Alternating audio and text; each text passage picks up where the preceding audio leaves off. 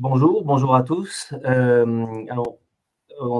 Bienvenue sur ce troisième épisode du cycle de 4 webinaires organisés par le Barreau de Paris à l'occasion des élections européennes. Je vous propose qu'on attende quelques petites secondes pour laisser nos camarades se joindre. Les gens se connectent petit à petit. Ce cycle organisé par le Barreau de Paris est en prévision des élections européennes où le 9 juin prochain, les Français sont appelés à élire leurs représentants au Parlement européen. Et il nous a semblé très intéressant d'avoir comme ça 4 webinaires organisés à l'heure du déjeuner en 45 minutes pour faire un tour des enjeux de ces élections et des sujets qui concernent plus particulièrement les liens entre l'Union européenne et des thèmes qui sont chers aux avocats. Et aujourd'hui, nous sommes donc dans ce troisième webinaire dont le titre est « Démocratie et État de droit, l'ère post-Ukraine entre résilience et résistance ».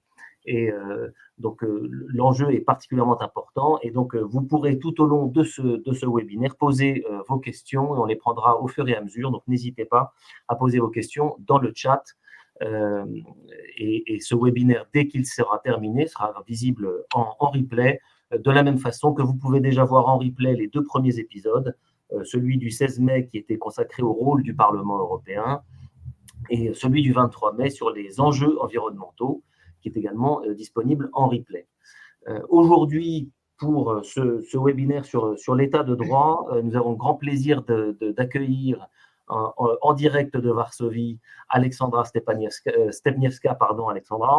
Alexandra Stepniewska, vous êtes donc avocat, vous avez été avocat au barreau de Paris, vous êtes avocat au barreau de Varsovie, vous travaillez au cabinet WKB à Varsovie et vous êtes très engagé sur ces sujets de régression de l'état de droit et donc vous nous apporterez votre éclairage polonais. Aux côtés de vous se trouve Patrice Spinozzi. Patrice, bonjour. Vous êtes avocat au Conseil d'État et à la Cour de cassation. Vous représentez très régulièrement, notamment devant le Conseil constitutionnel, un certain nombre d'associations de défense des libertés. Et vos éditoriaux réguliers dans la semaine juridique viennent nous rappeler à quel point ces libertés sont fragiles et doivent être protégées comme la fleur du petit prince. Et c'est très intéressant pour nous de vous avoir avec nous. Donc, merci beaucoup à tous les deux d'être ici. On va essayer de procéder en 3 thèmes. Premier thème, le démantèlement de l'état de droit. Deuxième thème, l'Union européenne, la réaction de l'Union européenne et l'utilité de l'Union européenne face à des attaques de l'état de droit. Et troisièmement, l'avenir, la reconstruction de l'état de droit. Ce parallèle avec la Pologne, il est très intéressant parce qu'en Pologne, on le sait, de manière parfaitement démocratique, un pouvoir à la fois exécutif et législatif est arrivé entre les mains d'un parti dont l'attachement à l'état de droit est, disons, relatif. Et les premières mesures de cet État démocratiquement élu a été de porter atteinte un peu au 4e pouvoir qu'est la presse, mais beaucoup au 3e qui est celui des juges et de la justice. C'est vrai que l'éloignement immédiat des citoyens de leur système judiciaire fait que ça ne s'est peut-être pas vu tout de suite, ou en tout cas ça a été moins visible pour les uns et les autres que ça n'a pu l'être pour les avocats notamment.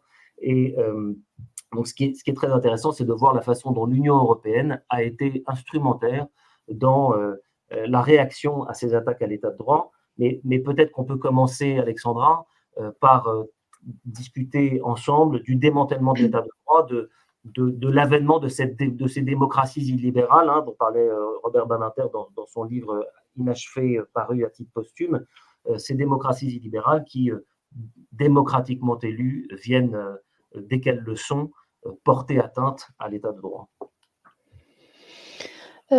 Bonjour à toutes et à tous. Merci beaucoup pour Arthur pour cette introduction. C'est un grand plaisir pour moi de participer à cette discussion et de pouvoir partager avec vous les expériences que les Polonais ont vécues pendant 8 ans pendant lesquels le parti Pouvoir et Justice, que je vais appeler aussi PiS, a essayé de transformer la Pologne de l'État démocratique en État autoritaire, antidémocratique. Et heureusement, en automne 2023, on s'est réveillé démocratiquement en tant que la société polonaise et en tant que la société civile, et on a élu finalement les partis des oppositions. Mais en ce qui concerne le démantèlement du système démocratique en Pologne, bien, ça s'est passé par les voies législatives. Donc, puisque le parti PiS, le parti conservateur, avait la majorité au Parlement, donc beaucoup des actions, des manifestations antidémocratiques résultaient tout simplement des actes législatifs. Et si je peux maintenant demander aux régies de montrer ma présentation, la première slide, j'en serais très reconnaissante. Parce que grâce à cette slide, je pourrais vous montrer des exemples concrets qui avaient aussi... peut-être qu'il y a un problème avec les présentations, mais je ne sais pas. Des exemples concrets qui résultaient des atteintes, de ces actes législatifs qui portaient atteinte à la démocratie. Donc, ce sont pas... Premièrement, je ne vais pas parler des mécanismes juridiques qui ont été changés et qui ont été atteints, mais d'autres choses plutôt plus concrètes. Premièrement, on s'est vraiment spécialisé dans le mode nocturne du processus législatif, parce que dans quelques cas, des lois très importantes, comme par exemple la réforme de la Cour constitutionnelle, l'équivalent du Conseil constitutionnel en France, la réforme du fonctionnement de la Cour constitutionnelle, les réformes de l'ordre judiciaire du droit commun, ces lois ont été votées par le Parlement dans la nuit, et souvent ces lois ont été signées par le président aussi dans la nuit. D'autres manifestations qui étaient assez discutées en ce qui concerne leur constitutionnalité et légalité, ce sont des actes de grâce à l'égard des personnes qui n'ont pas été condamnées définitivement, alors que la grâce, le président peut plutôt gracier les personnes qui ont été définitivement condamnées, pour que le pouvoir exécutif qui émane à travers le président n'empiète pas le pouvoir judiciaire. On a en Pologne le fonds de justice. C'est un fonds qui est destiné à financer l'aide à des victimes des infractions, à l'aide aux personnes condamnées dans leur réhabilitation à la société, à l'aide à des personnes qui sortent des prisons dans leur vie post-pénitentiaire. Et ces fonds de justice, pendant les 8 ans du gouvernement du parti PiS, quand même n'allait pas pour forcément réaliser ces objectifs, mais financer par exemple le programme d'espionnage Pegasus, à travers duquel on interceptait des communications entre les personnes publiques en Pologne, les hommes politiques et aussi des avocats, leurs communications qui sont couvertes par le secret des défenses ont été aussi interceptées par ce programme d'espionnage. Ce qui s'était passé aussi, ça a été la banalisation du discours de la haine, surtout à l'égard des personnes LGBT+. Certainement, vous avez entendu parler de la pression sur les juges et les procureurs pour leurs actes dans la défense de la démocratie. Je voulais pas forcément utiliser des photos et des noms des juges. Il y en avait beaucoup. Des procédures disciplinaires étaient entamées contre les juges qui, par exemple, adressaient des questions préjudicielles à la Cour de justice de l'Union européenne, par exemple, examiner aussi la légalité de la nomination des juges qui tranchaient des affaires en première instance. Pour ça, alors qu'ils défendaient l'état des droits, ils étaient poursuivis disciplinairement, ils étaient suspendus dans leurs fonctions, ce qui impliquait bien évidemment aussi la réduction de leur rémunération. Finalement, le principe nemo iudex in causa sua a commencé à passer dans l'oubli. Par exemple, dans le cas de l'examen de la constitutionnalité et de la légalité de la nomination de certains juges à la Cour constitutionnelle, lorsque la Cour a été saisie pour examiner cette légalité de la nomination, ces juges dont la nomination était en question étaient en même temps dans la formation de jugement de la Cour qui examinait cette requête. Donc, on a commencé à oublier certains principes fondamentaux de droit. Est-ce que je peux demander de présenter la deuxième slide juste court? Ici, voilà, c'est le fil de temps du processus du démantèlement de la démocratie. On a commencé par la Cour constitutionnelle. En même temps, on a repris, c'est-à-dire le parti PiS a repris les médias publics. Le Conseil national des médias a perdu par la voie législative le pouvoir de nommer des personnes dans des organes de la société qui est responsable des médias publics en Pologne. Après, on a modifié le mode de nomination des membres au Conseil national de la magistrature de siège et précisément les 15 membres qui sont juges et qui, avant la modification de la loi, étaient choisis par ses pairs, donc par les juges, après la modification de la loi, ont commencé à être élus par les membres du Parlement. On a établi... Oui, je vais finir tout de suite. On a institué 2 chambres additionnelles de la Cour de cassation. On a voté la loi Muselière.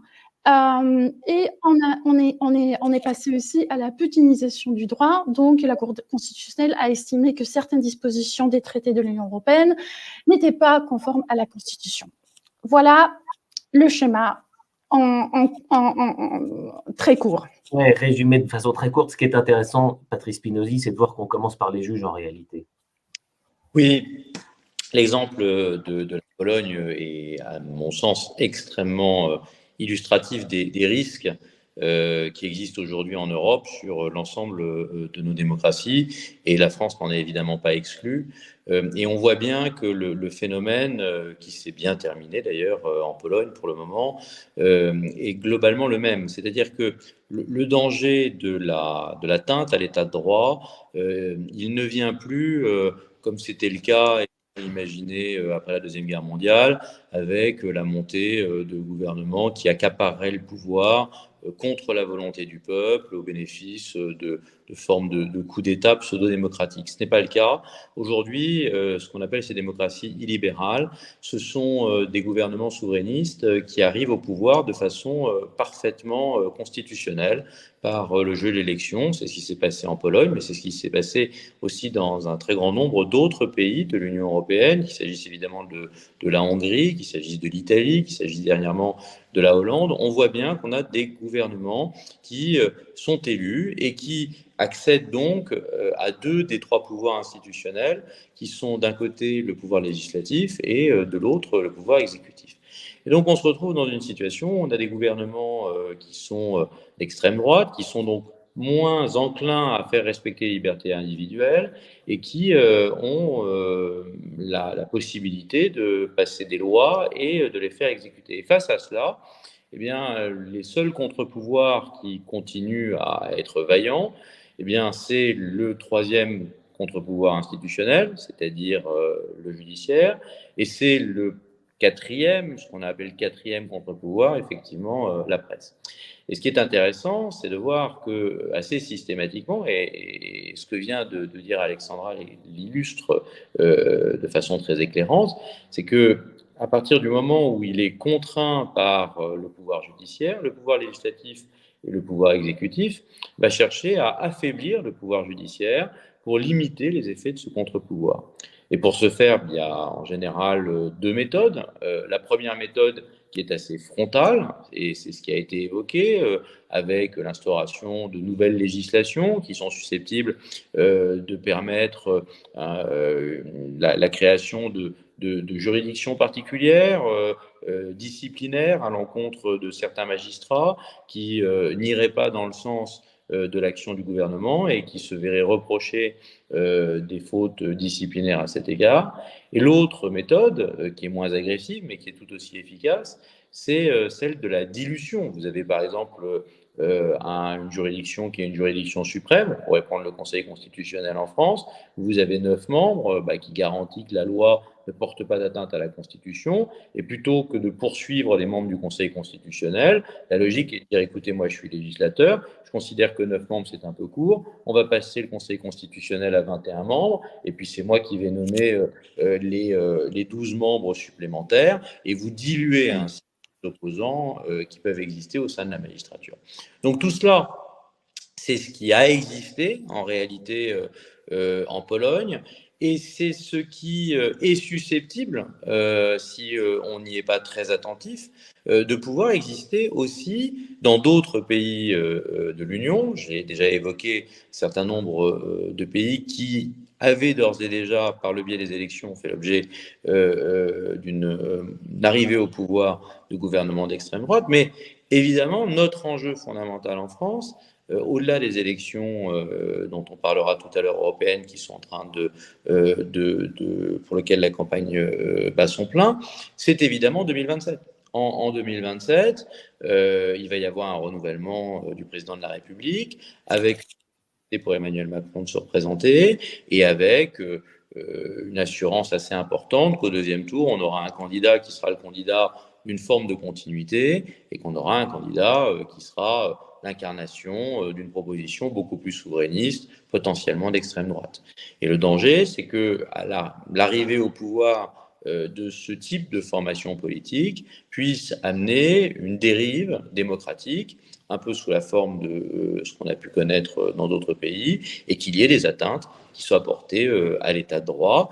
Et de cela, évidemment, il faut se prémunir dès à présent, en étant d'abord très attentif à la nature des législations que nous sommes en train de passer, alors même que nous sommes face à un gouvernement dont la légitimité démocratique n'est pas en doute, et deuxièmement, dans la nature des choix que nous sommes susceptibles de pouvoir faire à l'occasion de l'expression du scrutin populaire, aussi bien immédiatement avec les élections européennes, mais en particulier en 2027, et que le meilleur rempart à la démocratie, eh bien, c'est certainement le vote des démocrates et non pas le désintérêt pour la chose publique.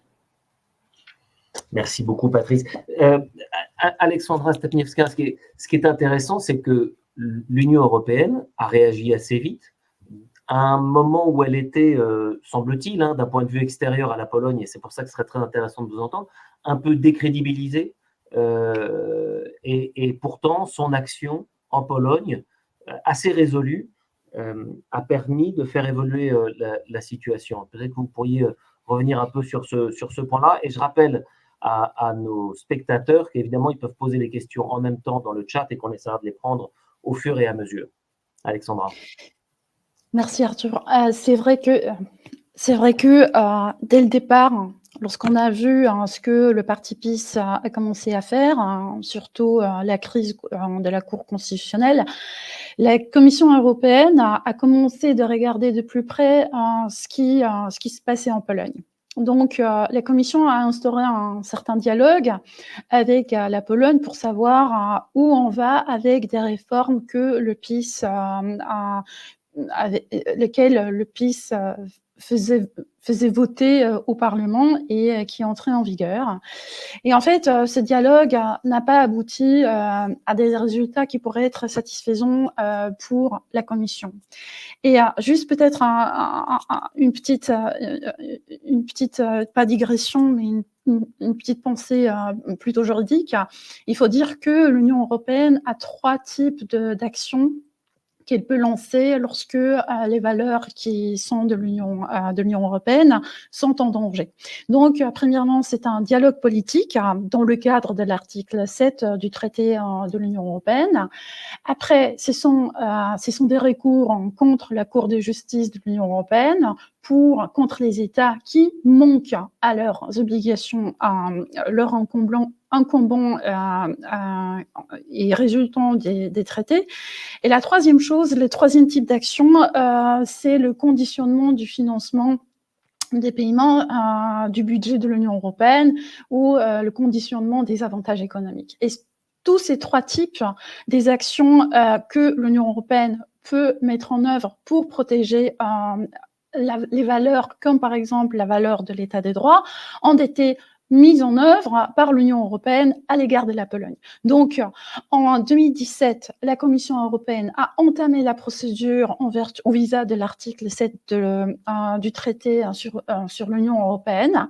Donc, le dialogue un peu plus institutionnalisé et formalisé a commencé avec les gouvernements polonais.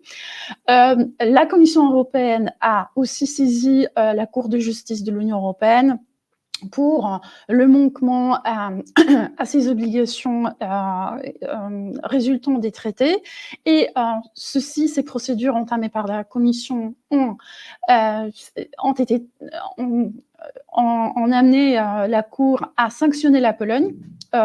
Il s'agissait surtout du dossier dans lequel la Cour de justice a enjoint à la Pologne de suspendre le fonctionnement de la chambre disciplinaire de la Cour suprême. La Pologne a dit non, et dans ce cas, par la suite, la Cour, saisie par la Commission, a imposé à la Pologne les astreintes d'1 million d'euros par jour. Et finalement, le conditionnement des versements, la Commission, par le biais de la décision du Conseil, a conditionné le versement des fonds qui provenaient de ce fonds pour la reprise et la résistance, pas la résistance, mais la résilience, le fonds pour la reprise et la résilience après la crise de Covid. Ces fonds, les versements ont été aussi bloqués jusqu'à ce que l'état de droit soit rétabli en Pologne. Donc, ce sont trois types des actions concrètes que l'Union européenne a entreprises. Et c'est vrai que après les premières sanctions, le parti PiS a commencé à réfléchir, d'un peu nuancer et changer la Cour qu'elle a entreprise dans le démantèlement de la démocratie. Mais au final, on n'était pas dupes et on savait que c'était juste des traînées de poudre. Et finalement, le versement, par exemple, de ce fonds de reprise et de la résilience ont été débloqués seulement cette année.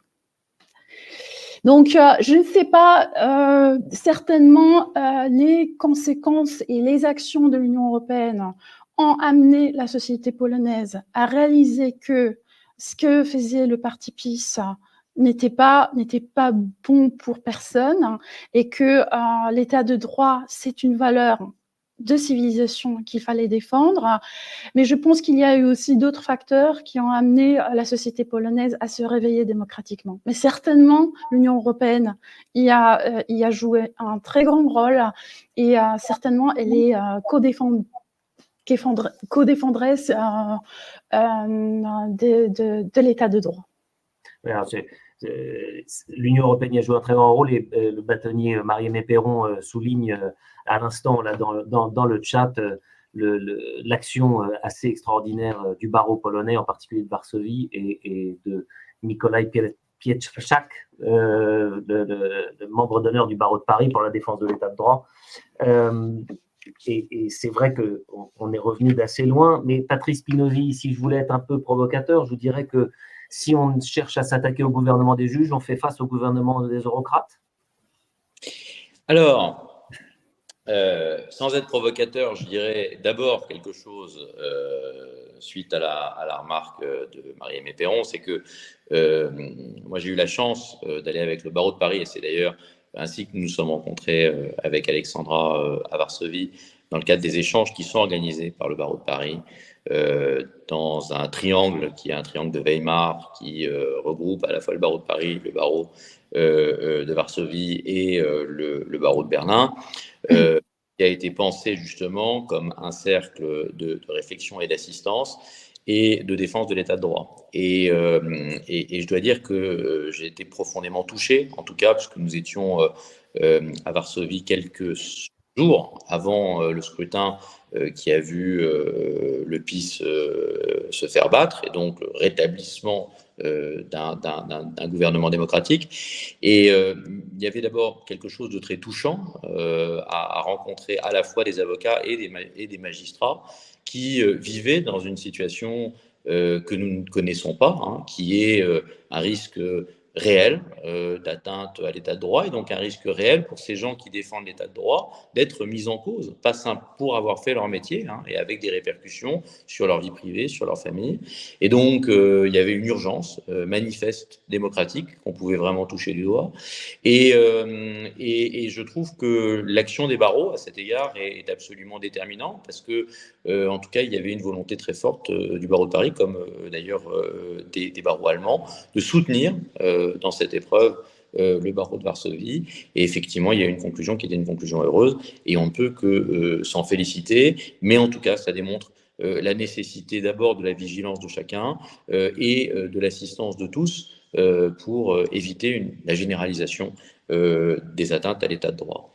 Ce qui me semble effectivement assez déterminant dans ce qui s'est passé, Alexandra a parfaitement raison, il y a eu une réaction très forte de l'Europe qui a engagé des procédures de sanctions contre la Pologne, comme elle en a la possibilité, qui ont abouti à ce qu'il y ait des conséquences financières et donc économiques directes pour la Pologne, pour essayer de montrer aux populations à quel point il était nécessaire de conserver un état de droit pour pouvoir être dans les standards qui justifient d'appartenir à l'Union européenne et à sa solidarité. Ce qui me semble très clair, c'est que l'Europe a un rôle fondamental à jouer dans la garantie de l'état de droit, qu'il s'agisse d'ailleurs de l'état de droit en tant que valeur générale d'une société, ou qu'il s'agisse de la manière dont les libertés fondamentales sont très concrètement garanties auprès des nationaux. À cet égard, je pense qu'il faut rappeler quel est le sens de l'Europe. L'Europe, telle que nous la connaissons aujourd'hui, elle a été créée postérieurement à la Deuxième Guerre mondiale, ou en tout cas son architecture telle qu'elle a été pensée par les pères fondateurs qui ressortaient de la Deuxième Guerre mondiale. Et cette idée d'une Europe supranationale, avec un droit supralégal, le droit européen s'impose aux droits nationaux, il a comme conséquence de limiter le pouvoir des parlements nationaux, et donc de limiter les souverainetés nationales. Mais il faut se souvenir que cela a été fait d'une façon volontaire, parce que précisément les errements du début du XXe siècle et la montée en puissance des souverainismes et des ambitions nationales des pays européens ont amené à la Deuxième Guerre mondiale. Et c'est bien contre cela que l'Europe a été créée, pour obliger à cette solidarité européenne contre les ambitions souverainistes des différents États qui la composent.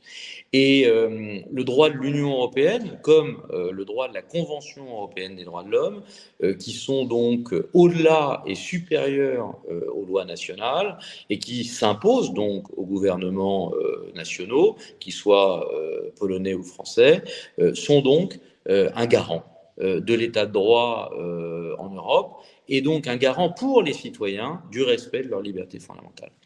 Et en cela, je pense que les élections qui sont en train d'avoir lieu et le rôle de l'Europe est absolument déterminant, parce que on le voit depuis une quinzaine d'années, il y a une aspiration très forte d'un certain nombre de personnes en Europe à un retour en arrière vers une forme de souverainisme. Et pour parler de ce que nous connaissons le mieux, c'est-à-dire la France, on voit bien qu'aujourd'hui, il y a une ambition souverainiste très forte. On voit bien que dès que des juges vont faire application d'une solution au droit de l'Union ou vont contrer une loi sur le fondement d'une liberté fondamentale, comme on a pu le voir par exemple à travers l'action du Conseil constitutionnel, qui reste un exemple de pouvoir judiciaire à l'égard de certaines dispositions relativement à la loi sur l'immigration ou sur des questions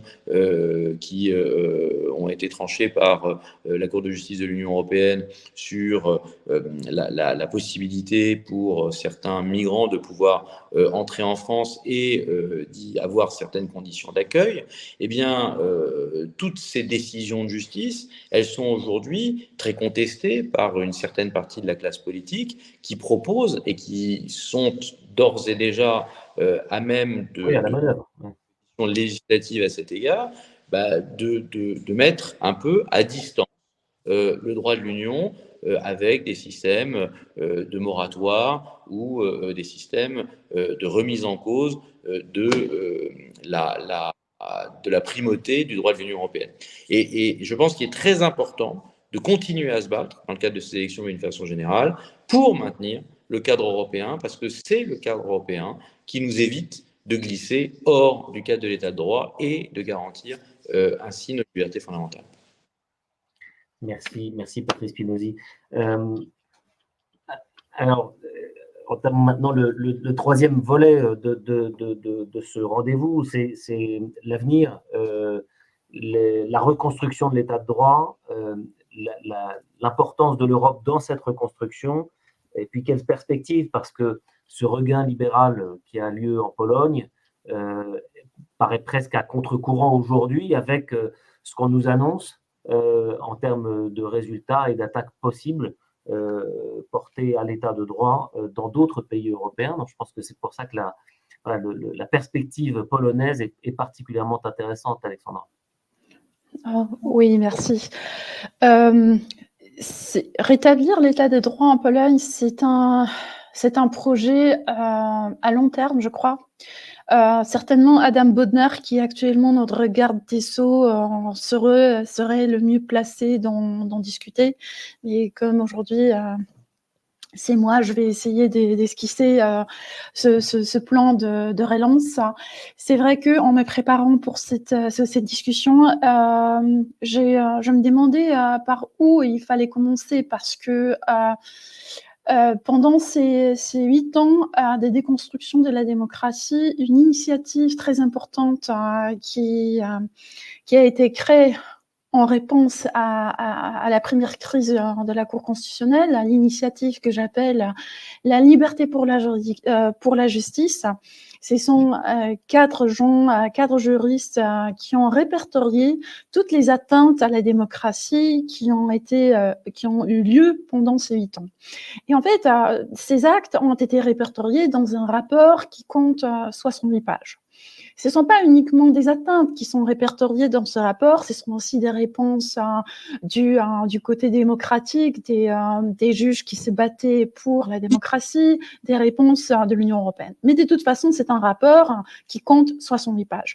Donc, vu l'ampleur de l'atteinte à la démocratie en Pologne, il faut que le processus du rétablissement soit bien réfléchi, soit bien pensé, et que ce ne soit pas fait à la hâte.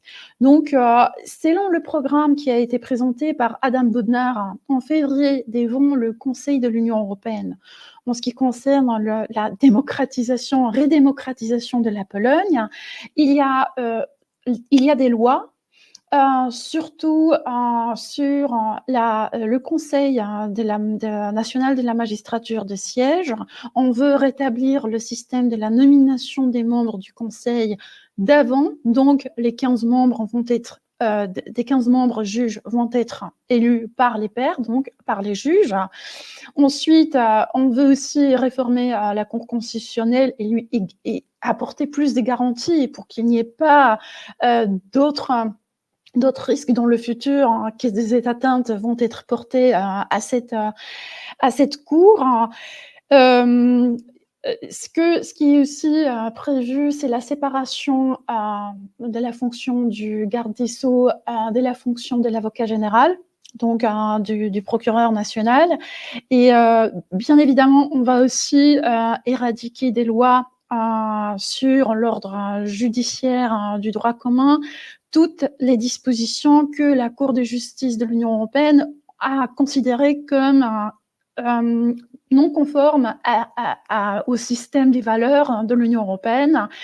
Ce qu'on fait actuellement, parce que pour l'instant, on est toujours en train de travailler sur des lois, bien évidemment, on a redéclaré la priorité, la primauté du droit de l'Union européenne.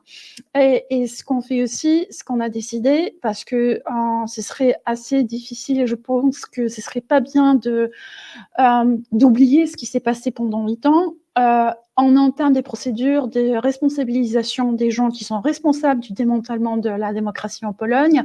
Et il y a des enquêtes, des commissions d'enquête qui enquêtent sur différents abus qui ont été commis pendant les 8 ans. Et bien évidemment, on a aussi la discussion sur des juges qui ont été nommés sur la proposition de ce Conseil national de la magistrature de siège qui était élu, qui était inconstitutionnel pendant 8 ans. Donc, des opinions sont aussi partagées. S'il faut les révoquer, si par exemple, il faut permettre qu'ils soient toujours les juges, et on peut ouvrir, et on va ouvrir à des citoyens la possibilité de réexaminer, du réexamen des dossiers et des décisions de justice qui ont été rendues par ces juges. Donc, voilà le plan. Donc ça, c'est un chantier très vaste Oui. interne.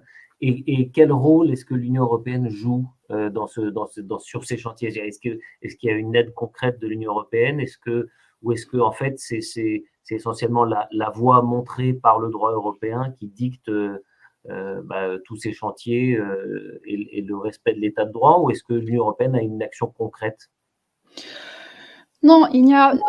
Tant que l'Union européenne a vu que, premièrement, il y a eu ce réveil démocratique, donc on a choisi des partis qui, quand même, on peut les considérer comme démocratiques. Adam Bodnar a présenté le plan de rétablissement de la démocratie. La Commission a clôturé la procédure qui a été entamée à la base au visa de l'article 7 et a débloqué aussi les fonds de la facilité de la reprise et de la résilience. Et actuellement, vu qu'on est vraiment enclin à démocratiser de nouveau notre pays, je crois que la Commission et l'Union européenne en général va nous laisser l'espace pour le faire. Je crois aussi au visa du principe de subsidiarité. Bien sûr. Merci beaucoup. Patrice Spinozzi, le rôle de l'Union européenne, vigie ou assistant? L'Union européenne est absolument fondamentale et on le voit d'ailleurs avec l'exemple polonais. La Pologne, et c'est pour ça que c'est un cas qui est très intéressant, il a eu 10 ans d'avance en fait, puisque il est tombé plus tôt que d'autres sous le coup d'un régime souverainiste et il s'en est libéré plus tôt que d'autres. L'exemple de la Hongrie qui est souvent cité. Pour le moment, il n'y a pas de sursaut démocratique en Hongrie, et ce malgré l'opposition farouche qui est menée par l'Union européenne de la même manière, avec des conséquences qui sont des conséquences très concrètes. Et on n'est pas simplement dans des condamnations morales, on est évidemment face à des condamnations qui ont un impact financier, puisque la Pologne, comme la Hongrie, se sont retrouvées privées de la manne des finances européennes. Et aujourd'hui, la reconstruction, elle peut s'opérer aussi, puisqu'il y a eu une libération de ces subsides, ce qui est important. Et il faut bien comprendre, à mon sens, deux choses. C'est que, d'abord, la démocratie, elle passe évidemment par le maintien du cadre européen, l'Union européenne d'un côté, bien sûr, mais aussi le Conseil de l'Europe, la Convention européenne des droits de l'homme, le respect des décisions qui sont rendues par la Cour européenne des droits de l'homme, qui garantissent l'ensemble des libertés fondamentales dans l'ensemble de l'Europe. Mais ce cadre, il ne peut véritablement fonctionner de façon efficace au sein des pays-nations qu'à partir du moment où il y a un relais fort de la part des juridictions nationales. C'est-à-dire que pour que le droit européen, et c'est le principe de subsidiarité d'ailleurs qu'évoquait Alexandra à l'instant, pour que le droit européen puisse avoir un impact direct au bénéfice de tous les citoyens de l'Europe, il faut que leurs juges nationaux en garantissent l'application, et ce, quand bien même il y aurait une opposition de la part soit de l'administration, soit du législateur, puisque, et c'est le fondement du cadre européen, le droit européen est supérieur à la législation nationale, et la législation nationale doit y être conforme sous le contrôle des juges qui sont les grands garants des libertés fondamentales dans l'ensemble de l'Europe. Donc, c'est ce système-là qu'il faut absolument garantir. Les opposants, d'ailleurs, aux libertés fondamentales l'ont bien compris, et c'est bien la raison pour laquelle, d'ailleurs, comme on l'a évoqué déjà tout à l'heure, lorsqu'ils arrivent au pouvoir, ils cherchent à affaiblir les juges, parce qu'ils savent bien que ce sont les juges qui sont de nature à entraver leur action, en tout cas qui ont la légitimité pour pouvoir entraver leur action en mettant en œuvre le droit de l'Union européenne et la Convention européenne des droits de l'homme. Et donc, c'est à cela qu'il faut être extraordinairement attentif dans nos démocraties.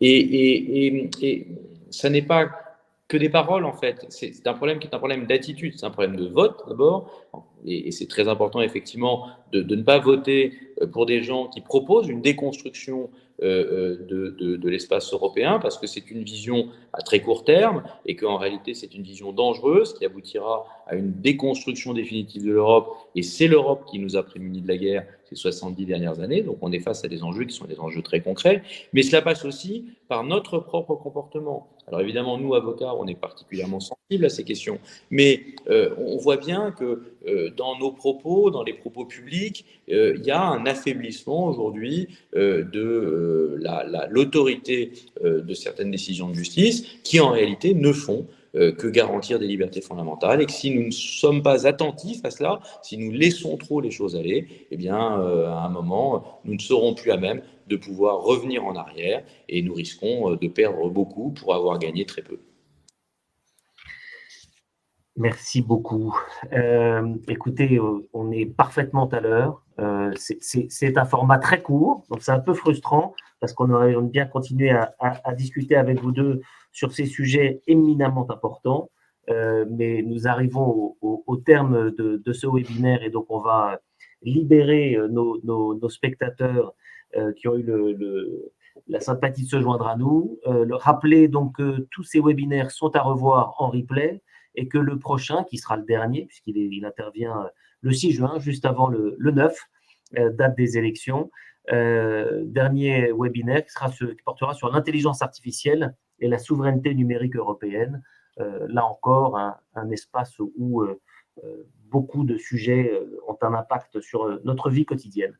Un très très grand merci à tous. Merci beaucoup Alexandra Stepniewska de vous être jointe à nous depuis Varsovie. Merci Patrice Spinozzi depuis un peu moins loin, et à bientôt à tous.